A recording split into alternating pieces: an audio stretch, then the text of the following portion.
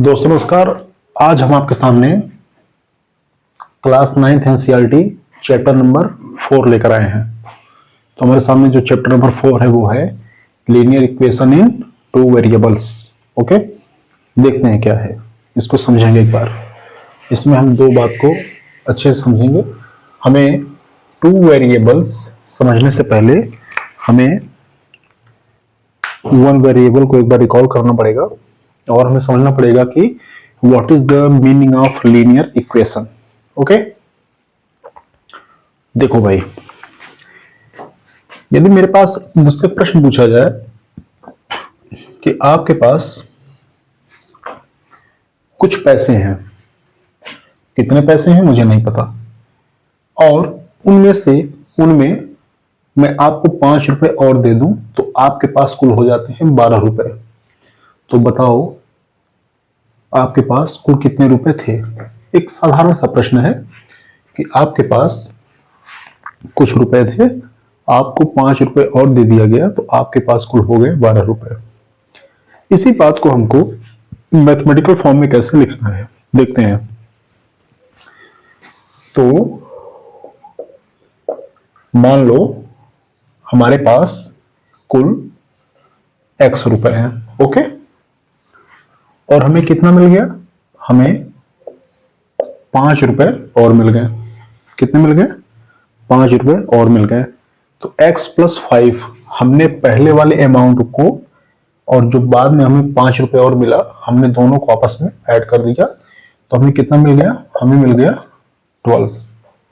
Okay, ये जो हमने इसको मैथमेटिकल फॉर्म में लिखा है इसी को हम कहते हैं इक्वेशन। क्या बोलते हैं, इसी को कहते हैं इक्वेशन। इस इक्वेशन में दो चीजें हैं। एक चीज है वेरिएबल, एक चीज क्या है, वेरिएबल, और दूसरी चीज क्या है, कांस्टेंट, जिसकी वैल्यू चेंज होती रहे वो वेरिएबल है, और जो कांस्टेंट रहे जिसकी वैल्यू चेंज ना हो वो कांस्टेंट है। ठीक है भाई। अब देखो यहां पे जो वेरिएबल x है, x का पावर कितना है, तो हम कहेंगे x का पावर कितना है, x का पावर 1 है। ठीक है, तो इसका क्या मतलब है, इसका मतलब यह है कि यदि किसी भी इक्वेशन में किसी भी वेरिएबल का जो मैक्सिमम पावर होगा अगर 1 होगा तो हम कहेंगे कि एक लीनियर इक्वेशन है। ओके, तो हमें क्या यहां से बात समझ में आई, maximum power of variable, maximum power of variable is 1। तो इसे हम क्या कहेंगे, इसे हम कहेंगे linear equation.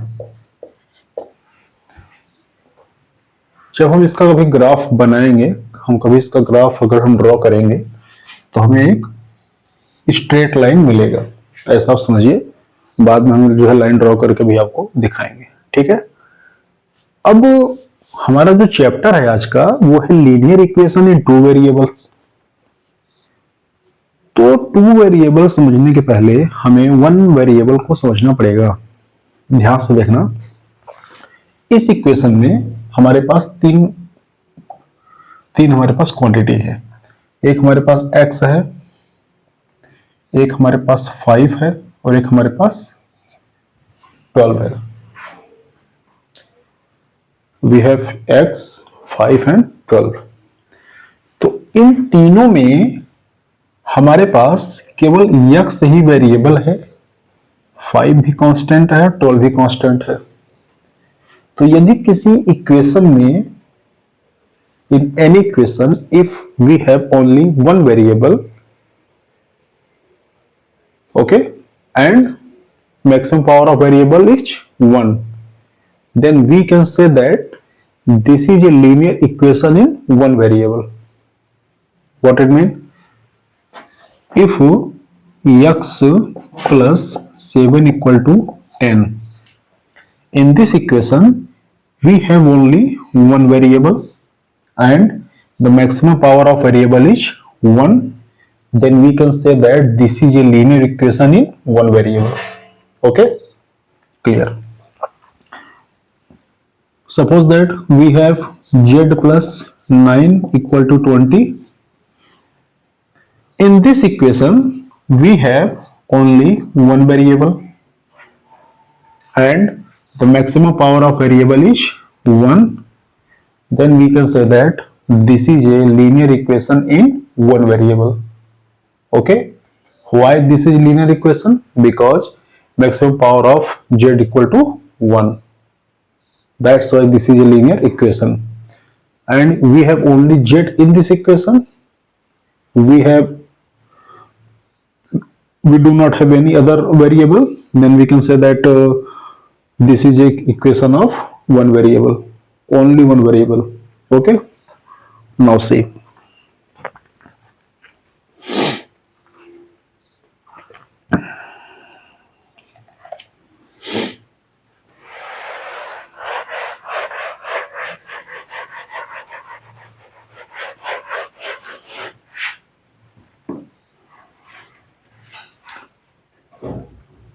now we will see what is the linear equation in two variables. Suppose that x plus y equal to 10, x plus y equal to 10. In this equation we have two variables, first one is x and second one is y, and maximum power of x equal to 1 and maximum power of y equal to 1. We have x to the power 1 and y to the power 1. Okay, then we can say that this is a linear equation, but here we have two variables, first one is x and second one is y. That's why we can say that this is a linear equation in two variables. Okay, good. Now see, यदि मैं आपसे ये कहूं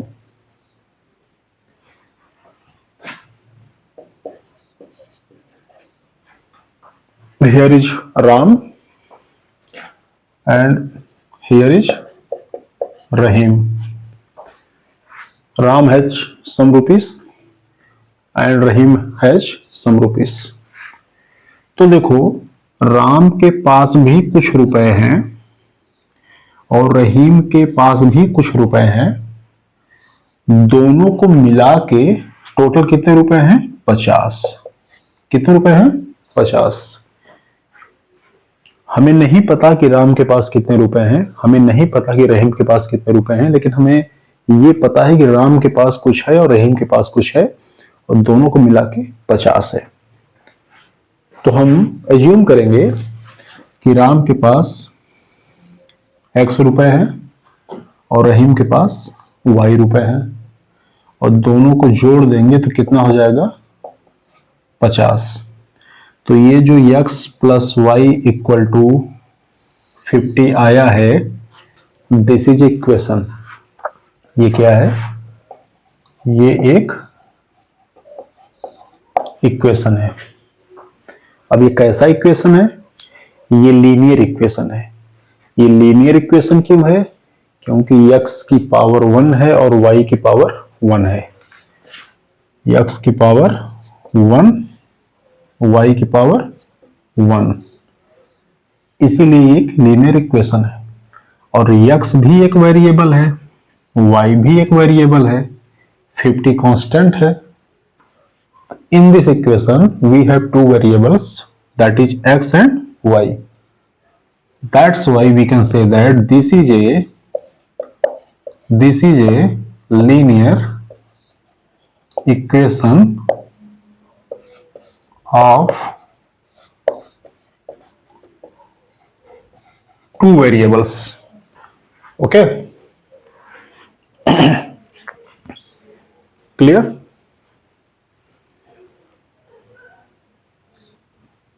Note down.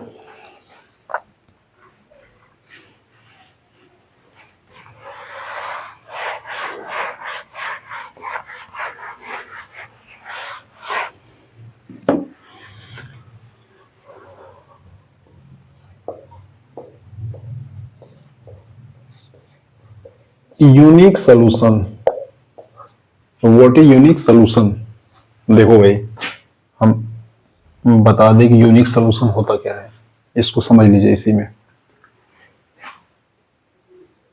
x plus 7 equal to 12, okay, then x equal to 12 minus 7 and x equal to 5. X equal to 5 is the solution of this equation x plus 7 equal to 12. सीधी सी बात है कि x में आपने 7 जोड़ा और आपको 12 मिल गया, तो x की वैल्यू तो 5 ही होगी। ये तो सीधी सी बात है। देखो, मैंने भी पिछला क्वेश्चन बताया, राम के पास x रुपीस और रहीम के पास y रुपीस, और दोनों को जोड़ने पे कितना आया? 50। हमें नहीं पता है कि राम के पास कितना है, हमें ये भी नहीं पता है कि रहीम के पास कितना है, लेकिन हमें ये पता है कि दोनों के पास मिला के कितना है? 50 है। तो यदि हम अपने से ये मान लें कि राम के पास 10 रुपए है, x इक्वल टू 10, तो y कितना होगा? y होगा 40 रुपीस।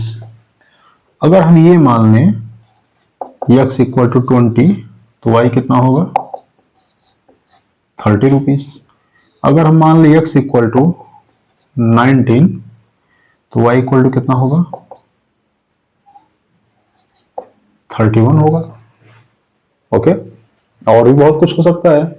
हम ये मान लेते हैं कि राम के पास 1 रुपए है, 1 रुपीस है, तो रहीम के पास 49 होगा। हम ये भी मान सकते हैं कि राम के पास 45 है, तो रहीम के पास 5 रुपीस होगा। ओवरऑल हमें क्या मिला? हमें ये मिला कि इन दोनों को जोड़ने पे 50 आना चाहिए। 50 आ भी रहा है, मतलब कि हमारे पास ये इक्वेशन था। क्या था? ये इक्वेशन था। हमारे पास एक ही इक्वेशन था, x plus y equal to 50. It means we have only one condition, x plus y equal to 50, and we have two variables x and y. तो यदि हमारे पास एक ही इक्वेशन हो और हमारे पास दो वेरिएबल हो, तो हमें x और y की अलग अलग वैल्यू मिलेगी। यहाँ पे x इक्वल टू 10 मिला, यहाँ 20 मिला, यहाँ 19 मिलेगा, कहीं 25 मिलेगा, कहीं 30 में कुछ भी मिल सकता है। बहुत सारी वैल्यू हमको मिल सकती है, ठीक है ना। मतलब हम क्या कहेंगे कि हमें यूनिक सॉल्यूशन नहीं मिलेगा। क्या होगा? नहीं मिलेगा। यूनिक सॉल्यूशन कब मिलेगा वो हम आगे देखेंगे, लेकिन यदि हमारे पास टू वेरिएबल्स हो, क्या हो? टू वेरिएबल्स हो और वन इक्वेशन हो, तो हमें यूनिक सॉल्यूशन नहीं मिलेगा। लेकिन आप यहां देखिए, हमारे पास एक ही इक्वेशन है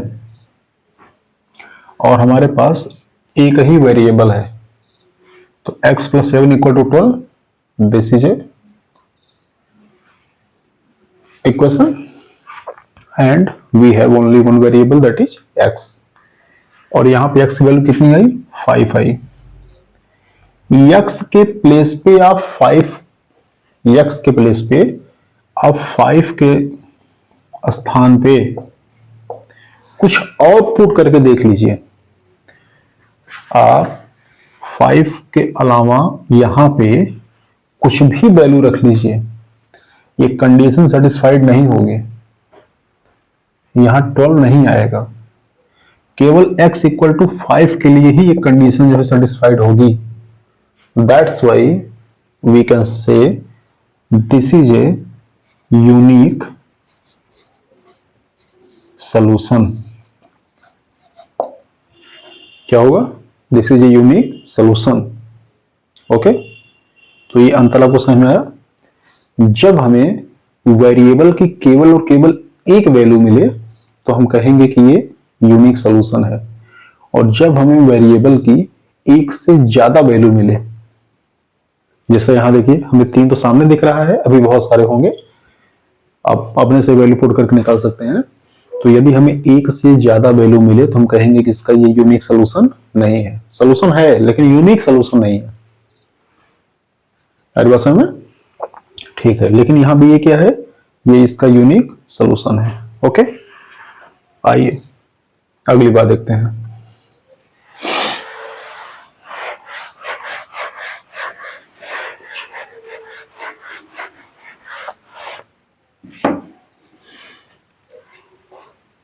लीनियर इक्वेशन इन टू वेरिएबल्स का एक स्टैंडर्ड फॉर्म होता है। स्टैंडर्ड फॉर्म ये है, a x plus b y plus c equal to 0। ये क्या है, ये स्टैंडर्ड फॉर्म है। क्या होता है स्टैंडर्ड फॉर्म? जैसे देखो कोई इक्वेशन दिया हो 4x plus 5y plus 7 equal to 0। Okay, और आपसे कहा जाए कि आप कोफिशिएंट ऑफ x क्या होगा, कोफिशिएंट ऑफ y क्या होगा। ओके, और क्या चाहिए, और हमें कांस्टेंट c की वैल्यू चाहिए। ठीक है, वो क्या होगा। तो ध्यान से देखना, जब कभी आपसे x का कोफिशिएंट पूछे, y का कोफिशिएंट पूछे और कांस्टेंट पार्ट की वैल्यू पूछे, तो आप गिवन इक्वेशन को ax plus b y plus c equal to 0 से कंपेयर करेंगे। तो आप जैसे इसको कंपेयर करेंगे तो आप देखेंगे ax के प्लेस पे यहां पे 4x लिखा हुआ है, तो x से x कैंसिल हो जाएगा, a इक्वल टू 4। ओके, तो coefficient of x equal to a, और a की वैल्यू कितनी आ गई, 4। इसी तरीके से बी वाई के प्लेस पे 5y लिखा हुआ है, y से y को कैंसिल करेंगे, b इक्वल टू 5। तो coefficient of y equal to b, और b की वैल्यू कितनी आ गई, 5। c के प्लेस पे यहां 7 लिखा हुआ है, तो कांस्टेंट वैल्यू c की इक्वल टू 7। ओके, इस तरीके से इसको कंपेयर करके आप सॉल्व करेंगे। तो आज हम देखने वाले हैं एक्सरसाइज 4.1।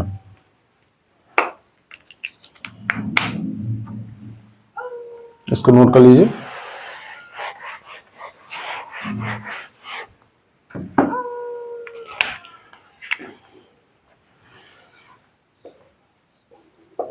एक्सरसाइज 4.1, और आज जो हम क्वेश्चन देखेंगे, पहला क्वेश्चन हम देख लेते हैं क्या है। कह रहा है कि the cost of A notebook is twice the cost of notebook is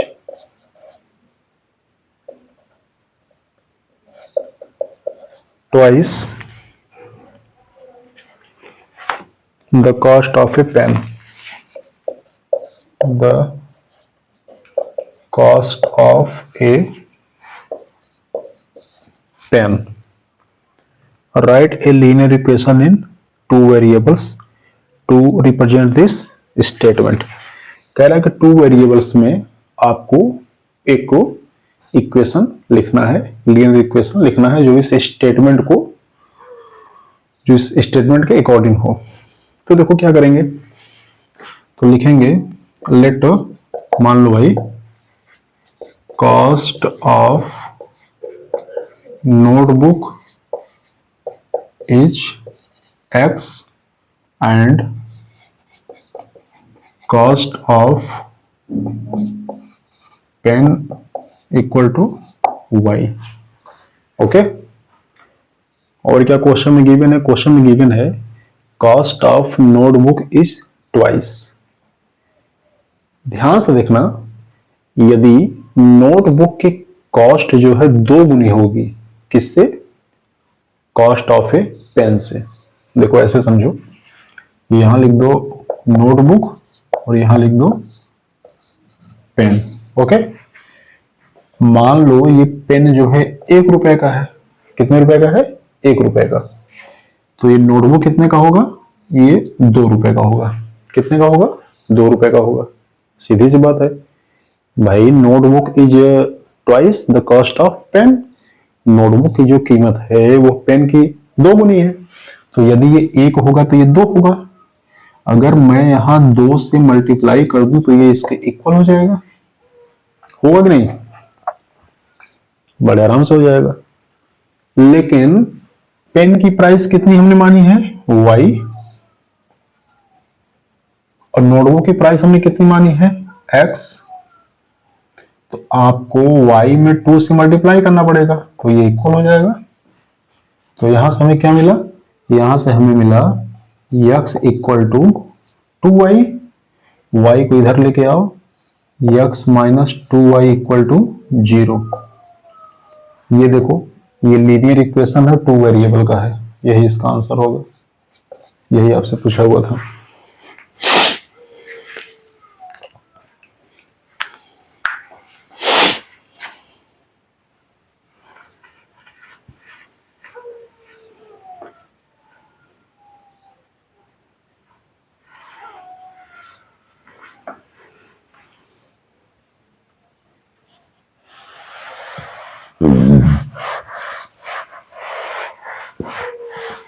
चलो देखो, क्वेश्चन नंबर सेकंड में ध्यान से देखना। कह रहा है कि express the following linear equation in the form of ax plus by plus c equal to 0 and indicate the value of a b c in each case. देखो ध्यान से क्या करना है इसमें। इसमें जो पहला क्वेश्चन है वो ये कह रहा है कि 2x plus 3y equal to 9.35 bar. Okay, ध्यान से देखना। कह रहा है कि इसको आप ax plus by plus c equal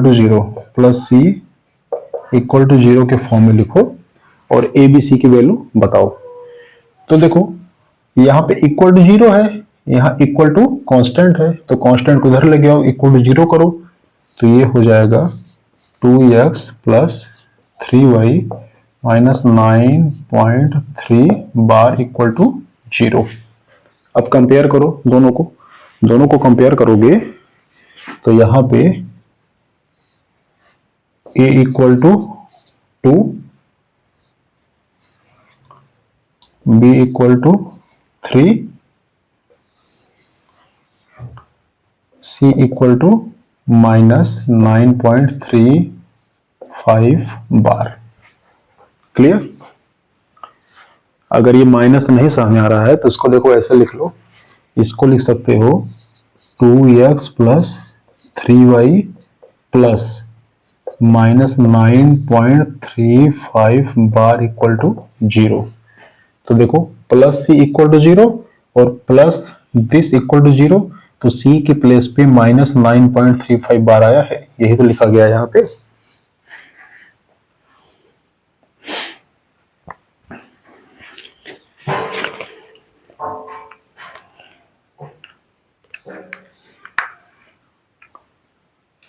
इसका देखो मैं एक क्वेश्चन में बता दे रहा हूं, बाकी आप लगाइएगा। बहुत आसान ये एक्सरसाइज था। क्वेश्चन नंबर इसका 2 दिया हुआ है। 2 है x minus y upon 5 minus 10 equal to 0। देखो यहाँ पे y का जो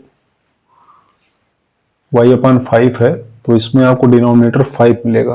5 को यहाँ से हटाओ, तो 5 को हटाने के लिए आपको क्या करना पड़ेगा? पूरे इक्वेशन में 5 से मल्टीप्लाई करना पड़ेगा। तो पूरे इक्वेशन अगर आप 5 से मल्टीप्लाई कर देंगे तो x में 5 से मल्टीप्लाई होगा 5x माइनस वाई अपान 5 में 5 से मल्टीप्लाई करोगे तो 5 से 5 कट जाएगा, ये माइनस वाई बचेगा, और 10 में 5 से करोगे तो माइनस 50 बचेगा, इक्वल टू 0, क्योंकि 0 में 5 से मल्टीप्लाई होगा तो 0 हो जाएगा। अब आप क्या करोगे, इसको देखो लिख सकते हो 5x plus minus 1y plus minus 50 equal to 0। इसे आप ax plus by plus c equal to 0 से कंपेयर करेंगे। तो a equal to 5, b equal to -1, c equal to -50, ये इसकी वैल्यू आएगी। ओके, इसमें बहुत सारे एग्जाम्पल दिए हुए हैं, आप एग्जाम्पल की प्रैक्टिस करिएगा। इस वीडियो को एक आध दो बार देखिएगा, आपको लीनियर इक्वेशन इन 2 वेरिएबल्स का जो कॉन्सेप्ट है वो समझ में आ जाएगा। लीनियर इक्वेशन इन 1 वेरिएबल आपने पढ़ा होगा, नहीं भी पढ़ा है तो मैंने उसका बेसिक इंट्रोडक्शन आपको दे दिया कि उसका मतलब क्या है, इसका मतलब क्या है। ठीक है, उम्मीद है कि आपको पसंद आया होगा। देखते रहिए। नमस्कार।